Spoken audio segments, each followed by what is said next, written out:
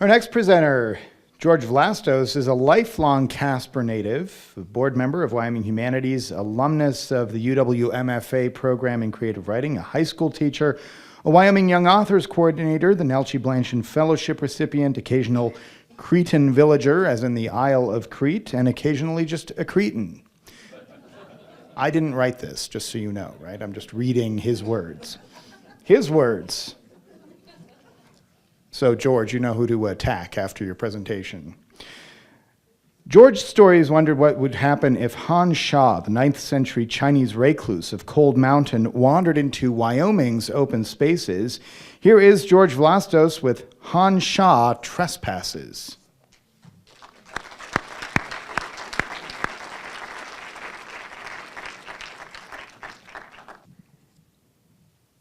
Some say Han Shan roamed the Tiantai Mountains of China during the 7th century, and others argue his wanderings stretched into the 9th century. All agree that he was a recluse, straddling lunacy and wisdom, a volatile bodhisattva scratching poems onto the cliffs he called home for over 40 years. Tonight, however, let's welcome Han Shan down from his mountain as we watch him wander directly into Natrona County, up near Duck Flats, whispering to himself about happiness. It makes himself giggle. He never notices two of Gordon's men parked on ATVs just under a cottonwood. When they pull up next to Han Shan, he figures they're as lost as he is and offers them tea and rice cakes. They tell him that sort of thing doesn't go on out here. Han Shan asks, where's here? And they tell him this is Gordon's land. Han Shan shrugs his shoulders. They explain he must have Gordon's permission to be here. Han Shan is relieved and confesses the trees beg for his company, birds seek him out, and the men say he has to have Gordon's permission to be here. Han Shan asks if the birds need permission. Nope. The elk he passed? Nope. Han Shan asks if the two of them need permission. Nope. They work for Gordon. And Han Shan asks if Gordon is hiring. Han Shan rides bitch on an ATV, looks over the flannel shoulder of Gordon's man and bears witness to 25 miles per hour. It's like falling sideways across the glades, but somehow softly. Gordon's other man passes them and motions to the barbed wire fence and a gate about a quarter mile away. As soon as they get to the gate and climb off the ATVs, Han Shan worries about the vibration of the ride still working through his body, mostly his buttocks. He grabs them, squeezes them, tries to stop the invisible quivering there. Gordon's men want to know what he's doing to his ass. Han Shan says he's trying to calm it. They ask how he lives with himself. And Han Shan tells them it's easy. He buries himself in bird songs. He writes poems behind his eyes. He cries joyfully with his shadow. And they tell him to hurry over to the other side of the gate now. They want it understood that he's to remain on that side of the fence. If they catch him on this side again, the sheriff will be involved. Han Shan frowns. They close the gate, tell him to keep eastward to reach the county road, and they wish him a good afternoon. They get back on their ATVs and drive off. Han Shan waits until the buzz of their motors fades away, and then he kneels down with his shadow and he cries.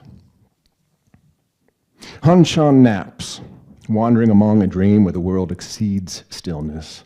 And when a voice says he must wake up, Han Shan becomes a stone dropped in the bottomless lake of his dream. Lets heaven and earth go.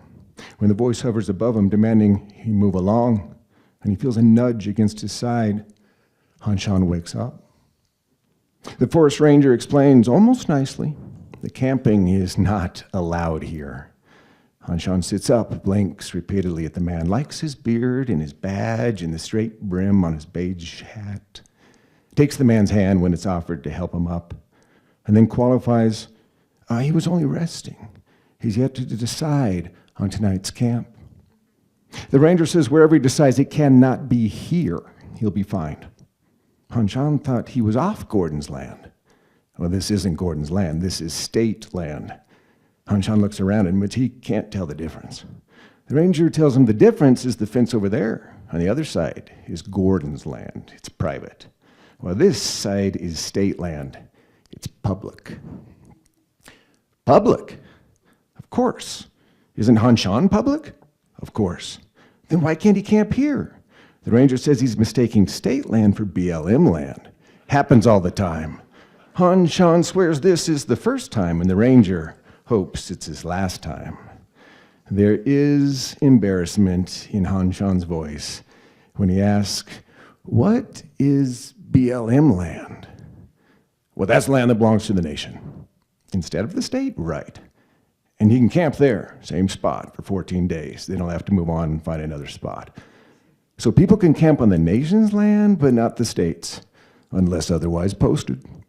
Shan wants to know why the state would be so sparing with the public's land. The ranger tells him the state is a stricter steward than the nation. It wants to keep things as productive as possible, while the nation would just as soon have the public stay and enjoy themselves. What's the land producing? The land produces cattle. For the public? For Gordon. They're Gordon's cattle? Right. They get to camp here? Gordon leases the land so his herd can graze here. Shan asks, where is the nearest BLM land? The ranger says a mile from here he'll come to another fence. On the other side is BLM land. And the cattle? Well, he'll find them wherever the cow shit is freshest. Shan claps his hands. Please, the ranger's finally said something that makes sense. The ranger says he's glad he could help, and then he leaves. Shan eyeballs the fence for almost an hour. Finally approaches it, runs a fingertip over one of the barbs, plenty sharp. He looks to the 20 head of cattle gathered around him and asks if any of them have any ideas. They graze and low. He decides to straddle the top wire, but his legs are too short, has the crotch of his ragged pants snagged. Each of his giggles seems a lifetime. And only after he promises his scrotum the care it deserves can Shan bring his leg back over the fence. The cows hear about his gratefulness.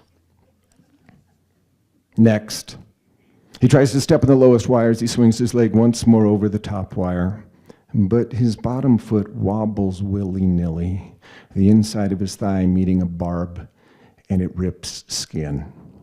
Blood trickles over his knee, down his shin, reaching his sandal by the time he's off the fence. When Shan asks how this serves Dharma, not one cow replies.